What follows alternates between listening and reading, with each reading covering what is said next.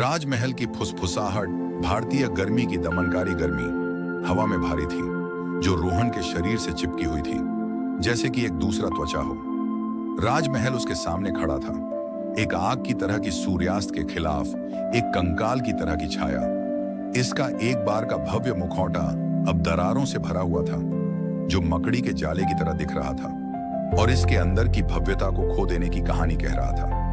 स्थानीय लोगों ने महल के दुखद अतीत की कहानियां सुनाई, एक महाराजा की कहानी जो अपने ही परिवार के खिलाफ हो गया था, एक पौराणिक खजाने की खोज में। रोहन, एक युवा वास्तुकार जो बहाली के लिए उत्सुक था और संदेहवादी था, ने उन्हें आग के आसपास की कहानियों के रूप में खारिज कर दिया। लेकिन जब वह टूटे हुए मेहराब से गुजरता था, तो उसके रीढ़ की हड्डी में एक सिहरन दौड़ गई, एक आदिम असहजता उसके पेट में बस गई। भीतर की हवा धूल और सड़न की गंध से भरी हुई थी। सूरज की रोशनी गंदी खिड़कियों से गुजरने के लिए संघर्ष करती थी, जिससे लंबे कंकाल की तरह की छायाएं बनती थीं, जो अनदेखी हवा में नाचती और मरोड़ती थीं। मौन अत्यधिक था, केवल रोहन के कदमों की गूंज से टूटता था जो फर्श पर पड़ते थे। जैसे ही वह आगे बढ़ा, फुसफुसाहट शुरू हो गई।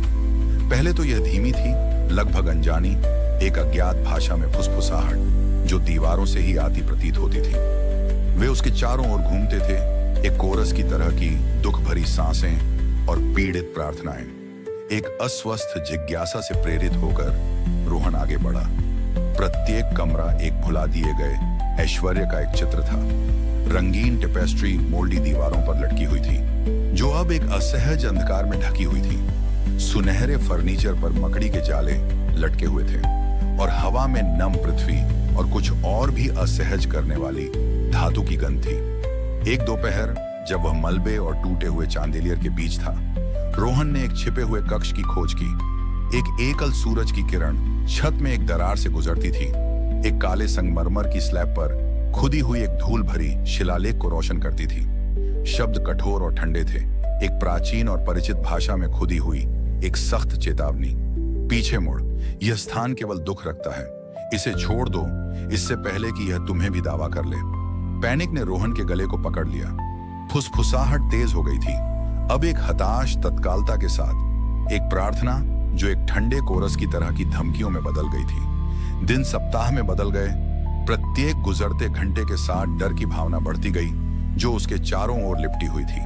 अजीब घटनाएं आम हो गईं, औजार असंभव स्थानों में गायब हो गए और फिर से दिखाई दिए। अजीब क्षणिक छायाएं उसके दृष्टि के किनारे पर नाचती थीं। फुसफुसाहट एक पीड़ित आवाजों की कर्कशता में बदल गई, उनकी प्रार्थनाएं धमकियों में बदल गईं। एक भाग्य का वादा करती थी जो उनके अपने जैसा ही भयानक था। नींद एक विलासिता बन गई जिसे रोहन अब बर्दाश्त नहीं कर सकता था। रातें एक पीड़ित चीखों की सिम्फनी थी जो अंतहीन गलियारों में गूंजती थी। हवा ठंडी हो गई, दीवारों पर एक हड्डी ठंडा पाला चिपक गया, एक शारीरिक प्रकटीकरण जो महल में व्याप्त निराशा का था। Comment for part 2।